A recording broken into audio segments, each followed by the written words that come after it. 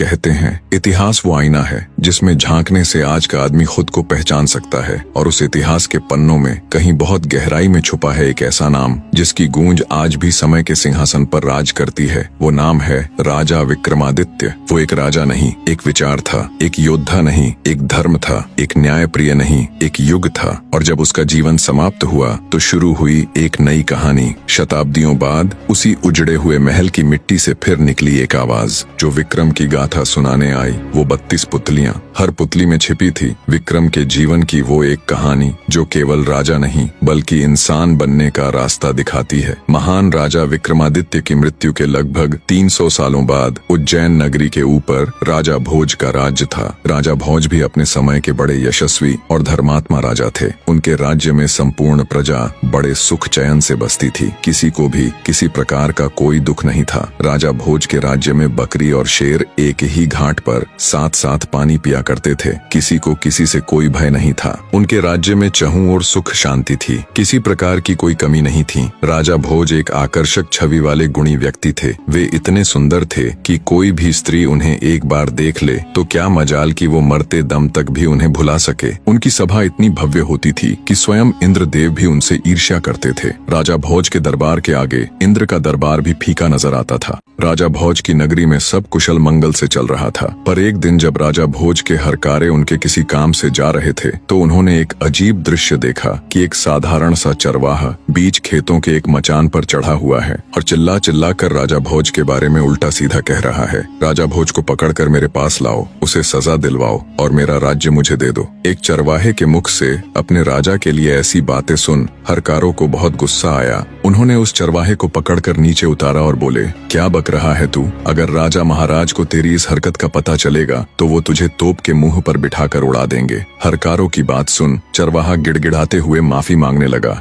मचान से उतरते ही एकदम से उसका व्यवहार बदल गया, जैसे उसे कुछ पता ही ना हो। उसे गिड़गिड़ाते देख हरकारों को उस पर दया आ गई। उन्होंने चरवाहे को छोड़ दिया और वहां से चले गए। अगले दिन जब वे फिर वहां से गुजरे तो उन्होंने फिर वही सब देखा और सुना। चरवाहा फिर से मचान पर चढ़ा, राजा भोज के बारे में उल्टा सीधा बोल रहा था। आसपास पूछने पर पता चला वो खेत किसी कुम्हारिन का था। जब भी वो अपने खेत में कोई फसल उगाती तो पूरे खेत में बहुत अच्छी फसल होती, पर उस मचान वाली जगह पर एक पौधा तक नहीं उगता था। आखिर कुम्हारिन ने उस जगह पर एक ऊंचा सा मचान बनवा दिया ताकि इसके ऊपर चढ़कर खेत की रखवाली की जा सके। चरवाहे के बारे में पूछा तो पता चला कि वो एक साधारण सा चरवाहा है, पर पता नहीं क्यों जब भी वो इस मचान यानी चबूतरे पर चढ़ता है तो इसी प्रकार की बातें करता है और नीचे उतरते ही उसका व्यवहार बिल्कुल सामान्य हो जाता है। ये सब जानने के बाद राजा भोज के हरकारों को बड़ा अजीब लगा। उन्होंने राजमहल जाकर ये सारा किस्सा ज्यों का त्यों राजा के सामने कह सुनाया। सारी बात सुन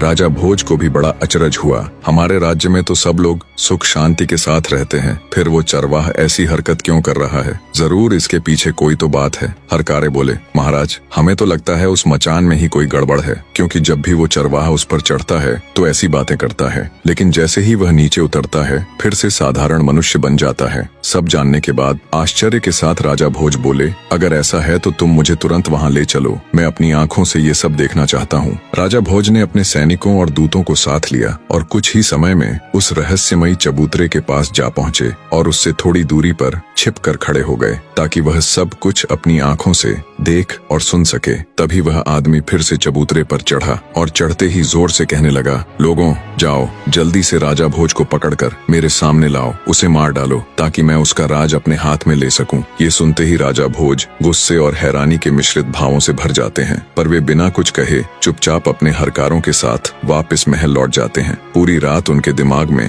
यही सब चलता रहा कि उस मचान में ऐसा क्या है जो एक मामूली सा चरवाहा ऐसी हरकत कर रहा है। सुबह होते ही राजा ने अपने मुख्य सलाहकारों और ज्योतिषियों को दरबार में बुला लिया। एक मामूली सा गाय चराने वाला चरवाहा चबूतरे पर खड़े होकर राजा को ललकारता है, उसे अपशब्द कहता है। ये उस रहस्यमयी चबूतरे की ही करामात है या कुछ और? चरवाहे और उस रहस्यमयी चबूतरे की पूरी बात राजा भोज अपने दरबार में उपस्थित सभी सदस्यों को कह सुनाते हैं। राजा भोज की बात सुन दरबार दरबार में उपस्थित ज्योतिषी बोले, राजन, ये तो कोई चिंता करने वाली बात नहीं है, बल्कि ये तो शुभ संकेत है। महाराज, हमें तो लगता है बहुत जल्द आपको कुछ बहुत बड़ा हासिल होने वाला है। ज्योतिष की बात सुन राजा भोज हैरानी के साथ साथ खुश भी हुआ। वो कुछ बोलता इससे पहले ही दरबार में मौजूद विद्वान पंडित भी बोल पड़े, महाराज, ज्योतिषी बिल्कुल ठीक कह रहे हैं। आपको उस चबूतरे की खुदाई करके देखनी चाहिए। वहाँ आपको कुछ बहुत बड़ा मिलने के संकेत है। पहले ज्योतिषी फिर पंडित की कही बात सुन राजा भोज को भी ये विश्वास हो गया कि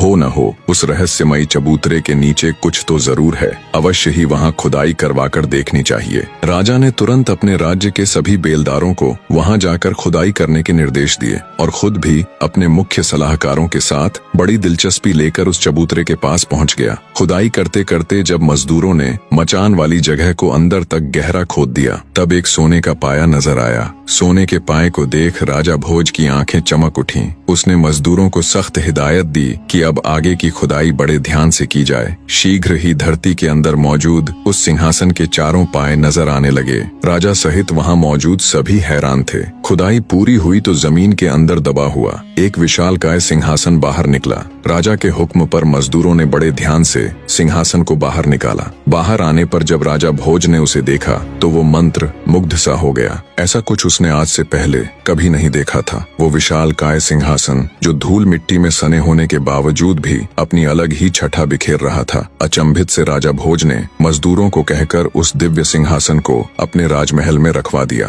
राजमहल में स्थापित करने के पश्चात जब अच्छे से सिंहासन की धूल मिट्टी पोंछकर उसे धोया गया तो वो बिल्कुल चमक उठा। उस चमकते हुए सिंहासन को जब राजा भोज ने देखा तो उसका मुंह खुला का खुला रह गया। जिस किसी ने भी उसे देखा वो बस उसे देखता ही रह गया। उसकी चमक ऐसी थी कि उसे एक नजर देखे तो आंखें चौंधिया जाएं। वो विशालकाय सिंहासन किसी अजूबे से कम नहीं लग रहा था। ऐसा लग रहा था जैसे उसे किसी कारीगर ने नहीं बल्कि खुद उस ईश्वर ने तराश कर अपने लिए ही बनाया हो। उसके चारों तरफ 8-8 पुतलियां थीं। हर एक पुतली अपनी अलग ही छठा बिखेर रही थी, पर कुछ जगहों से उसके दिव्य रत्न हट गए थे। राजा भोज ने तुरंत अपने शिल्पकारों को हुक्म दिया कि जितना भी धन चाहे ले लो, जितने भी रत्न चाहिए ले लो, पर जल्दी से जल्दी इस सिंहासन को तैयार करो। लगभग 6 महीने में देश के कोने कोने से हूबहू सिंहासन में लगे हुए रत्नों जैसे ही रत्न खोजकर शिल्पकारों ने उस सिंहासन को पूरी तरह तैयार कर दिया। धरती के अंदर से निकला वो जादुई सिंहासन जब पूरी तरह तैयार हो गया तब राजा भोज उसे देखने के लिए आए तो उन्हें अपनी आंखों पर विश्वास नहीं हो रहा था कि वो ऐसा कुछ देख रहा है। उस दिव्य सिंहासन को देख भोज को लगा जैसे उस ऊपर वाले ने बड़ी फुर्सत से सिंहासन को तराश कर सिर्फ और सिर्फ उसी के लिए बनाया है। ये शायद उसके इतने अच्छे कर्म थे कि वो ईश्वर उस पर मेहरबान हुआ है और उसे ये दिव्य सिंहासन भेंट किया है। अपने मन में ऐसा विचार कर राजा भोज ने पंडितों को आदेश दिया कि एक शुभ मुहूर्त और उत्तम तिथि निश्चित करें ताकि वह स्वयं उस दिव्य सिंहासन पर बैठ सके। यह सुनकर पंडितों ने विचार विमर्श करके कार्तिक महीने में एक अत्यंत शुभ दिन और लग्न तय किया। वह तिथि हर प्रकार से उत्तम थी। पंडितों ने कहा, हे राजन, उस दिन आप सिंहासन पर विराजमान हो सकते हैं। समय अपनी गति के साथ बीता और आखिर वो शुभ दिन भी आ ही गया जब भोज को उस दिव्य सिंहासन पर विराजमान होना था। राजा भोज ने इस शुभ दिन को बहुत बड़ा बनाने की सोची। वो इस दिन किसी प्रकार की कोई भी कमी नहीं छोड़ना चाहता था। उसने अपने राज्य के सभी छोटे बड़े राजा, विद्वान पंडित, जादू टोने के जानकार, दूर दराज के प्रतिष्ठित व्यक्ति सभी को निमंत्रण भेजा। स्वयं राजा ने स्नान किया और उत्तम वस्त्र धारण किए। वेद पाठी पंडित वेदों का उच्चारण करने लगे, गंधर्व मधुर गीत गाने लगे, भाट राजा की वीरता और यश का बखान करने लगे और विविध प्रकार के वाद्य यंत्र बजने लगे। पूरे महल में आनंद उत्सव की लहर फैल गई। जो भी अतिथि आए थे उनका भव्य स्वागत हुआ। ब्राह्मणों को गांव दान में दिए गए, युवाओं को स्वादिष्ट भोजन और जो कुछ उन्होंने मांगा वह प्रदान किया गया। गरीब लोगों को वस्त्र भेंट किए गए, आम जनता को इनाम और भेंट दी गई। सारा नगर दान दक्षिणा और नेकी से भर गया। शाही सेना को विशेष भोजन और इनाम मिले। राजा के अपने खास सेवकों को अलग अलग प्रकार की कृपा और नवाजिशें दी गईं। संक्षेप में कहें तो जो भी लोग उस सभा में उपस्थित थे वे सब जय जयकार कर रहे थे। नगर के छोटे बच्चे से लेकर बूढ़े तक, गरीब से लेकर अमीर तक सब राजा भोज की कृपाओं से खुशी से झूम रहे थे। सभा के बीचों बीच वह दिव्य सिंहासन स्थापित था। राजा भोज अत्यंत प्रसन्न मन से भगवान श्री गणेश का स्मरण करते हुए सिंहासन के पास जाकर खड़े हो गए। जैसे ही राजा ने सिंहासन पर चढ़ने के लिए अपना दाहिना पैर बढ़ाया, तभी सभी पुतलियां खिलखिलाकर हंस पड़ीं। सिंहासन में लगी निर्जीव पुतलियां हंसी। ये किसी अचंभे से कम नहीं था। कुछ समय पहले जहां नाच गाना राग रंग हो रहा था, वहां एकदम से घोर सन्नाटा पसर गया। सबके मुंह भारी आश्चर्य से खुले के खुले रह गए। किसी को भी समझ नहीं आया कि ये हुआ तो आखिर हुआ क्या। राजा भोज भी एकदम सन्न पड़ गए, मानो पत्थर के बने हों। उनका मुंह पीला पड़ गया और गला एकदम सूख गया। घबराहट और शर्मिंदगी के मिश्रित भावों ने उन्हें घेर लिया। उनके आश्चर्य की सीमा नहीं थी। मारे शर्म और भय के राजा भोज तो जैसे धरती में घुसे जा रहे थे। आगे बढ़ाया हुआ अपना दाहिना पैर उन्होंने तुरंत पीछे खींच लिया। बिना सांस मांस की पुतली जब खिलखिलाकर हंसी तो मारे भय के राजा भोज का रंग उड़ गया। पूरी सभा में घोर सन्नाटा पसर गया। राजा भोज ने किसी तरह साहस जुटाया और सिंहासन पर बनी पुतलियों की तरफ देखते हुए बोले, तुम सबने ऐसा क्या देखा जो तुम यूं खिलखिलाकर हंसी? क्या मैं बलशाली राजा गज का पुत्र यशस्त्री नहीं हूँ? क्या मैं क्षत्रियों में कायर हूँ? क्या मैं निर्बल या नपुंसक हूँ? क्या मैं निर्दयी हूँ? क्या मेरी प्रजा मेरी आज्ञा नहीं मानती? क्या मेरे दरबार में योग्य पंडित नहीं है? क्या मेरे राज्य में पद्मिनी जैसी गुणी और सुंदर स्त्रियां नहीं हैं? क्या मैं राजनीति का ज्ञाता नहीं हूँ? क्या मैं कभी किसी सभा में अपमानित होकर बैठा हूँ? आखिर ऐसा क्या कारण है जो तुम सब मुझ पर यूं हंसी? कृपया मुझे बताओ। राजा की यह स्पष्ट और आत्माभिमानी बात सुनकर सिंहासन पर बनी उन पुतलियों में से रत्नमंजरी नामक प्रथम पुतली सिंहासन से निकलकर मानव रूप में राजा भोज के सामने प्रकट हो गई और बोली, हे राजन, मेरी बात ध्यान लगाकर सुनो। मैं तुम्हें एक कथा सुनाने जा रही हूँ। जो भी बातें तुमने अपने विषय में कही वे सब ठीक हैं। तुम्हारा तेज तो सूर्य से भी अधिक अग्नि की ज्वाला के समान है, परंतु इन सब का इतना भी घमंड मत करो, क्योंकि ये कोई साधारण सिंहासन नहीं है। तुमने अपने मन में न जाने क्या सोच लिया है। बस थोड़ी सी शक्ति और वैभव पाकर तुम अहंकार में डूब गए और अपने वास्तविक स्तर को भूल बैठे। सिंहासन पर बैठने से पहले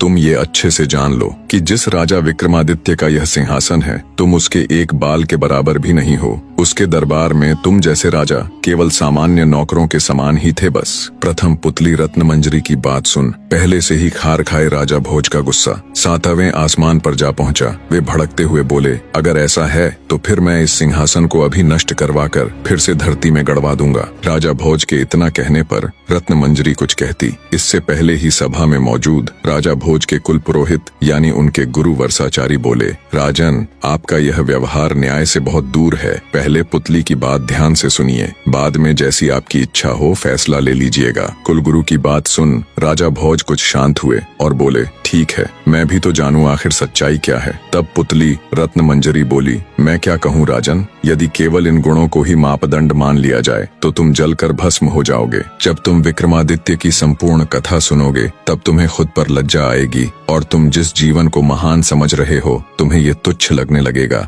और रही बात हमें और इस सिंहासन को नष्ट कर फिर से धरती में गाड़ने की, तो हमें कोई भय नहीं राजन। हम तो उसी दिन मर चुकी थीं जिस दिन राजा विक्रमादित्य दिव्य लोक में चले गए थे। इतने में राजा का दीवान यानी उनका प्रधानमंत्री पुतली से बोला, हे सिंहासन की पुतली, अब बातों में वक्त जाया मत करो और अपने इस गुस्से को त्याग कर हमें राजा विक्रमादित्य की कथा सुनाना प्रारंभ करो। तब प्रथम पुतली रत्नमंजरी कथा कहना आरंभ करती है। तो सुनो राजन।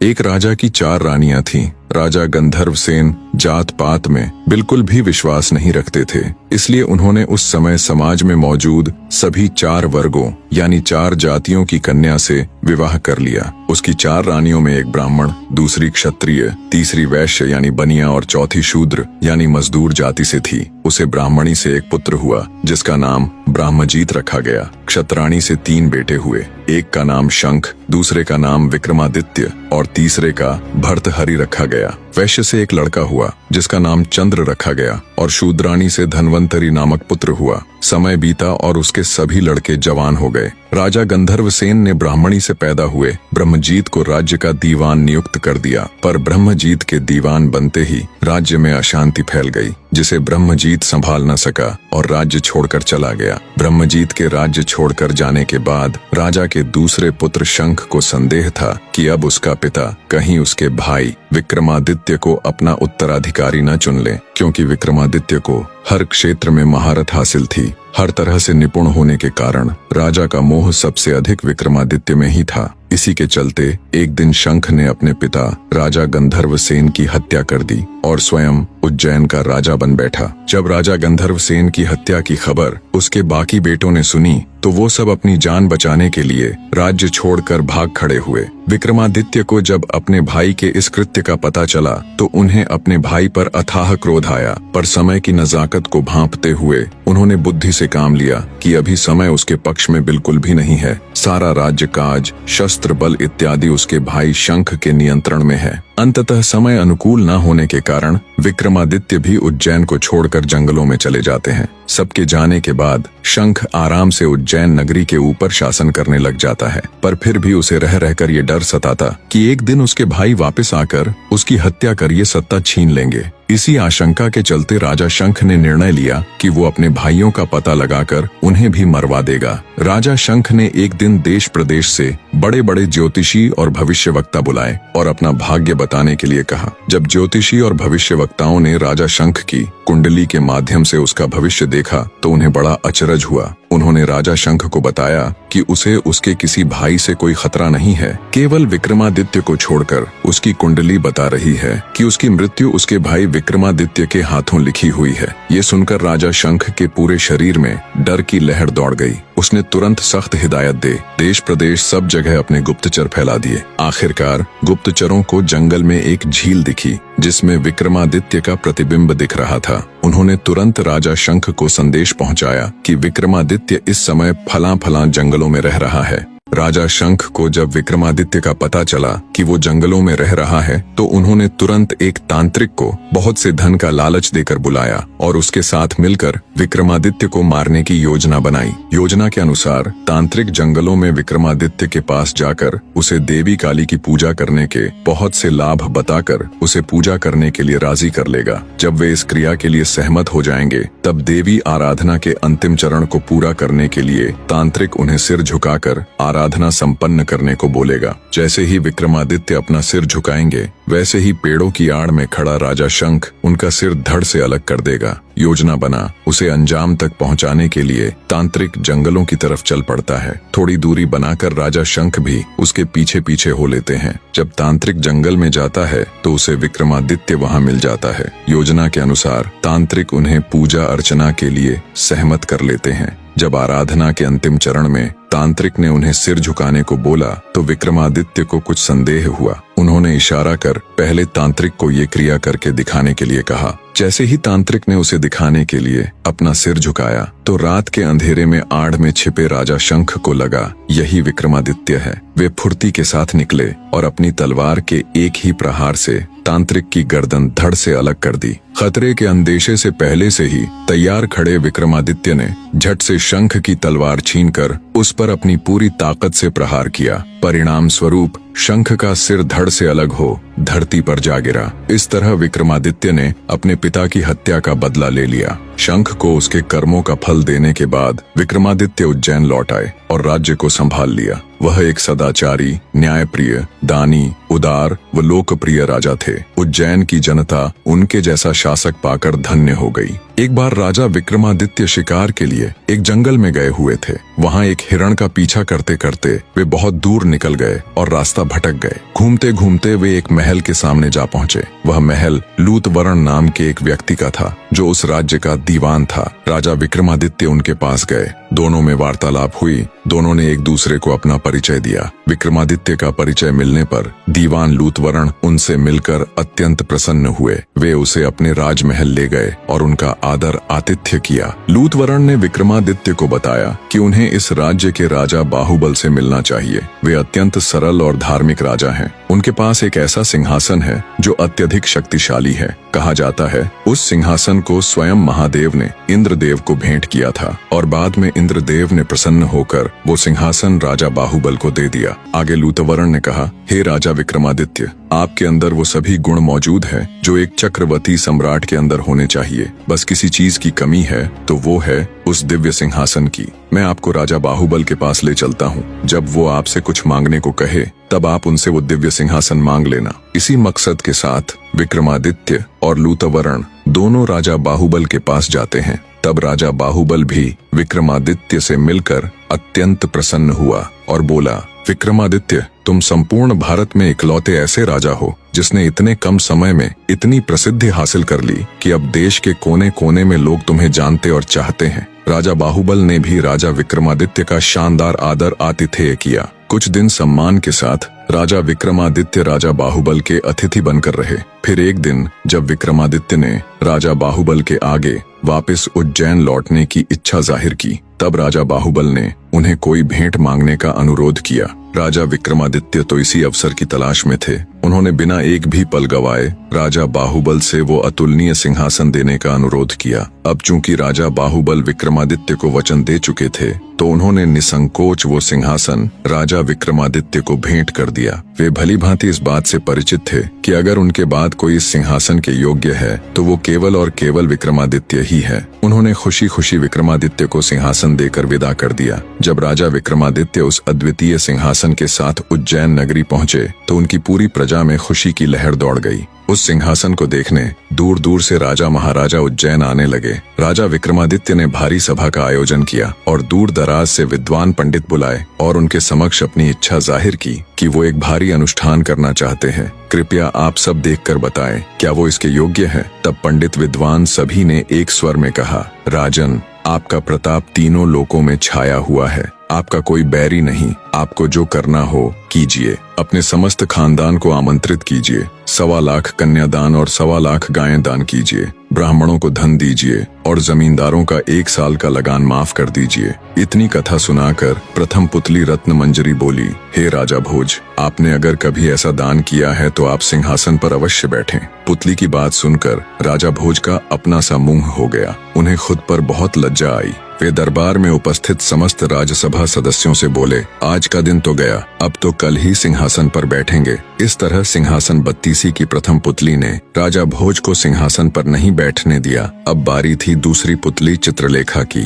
कहानी के आगे का भाग भी बहुत जल्द विद इन वीक आप सबके सामने होगा।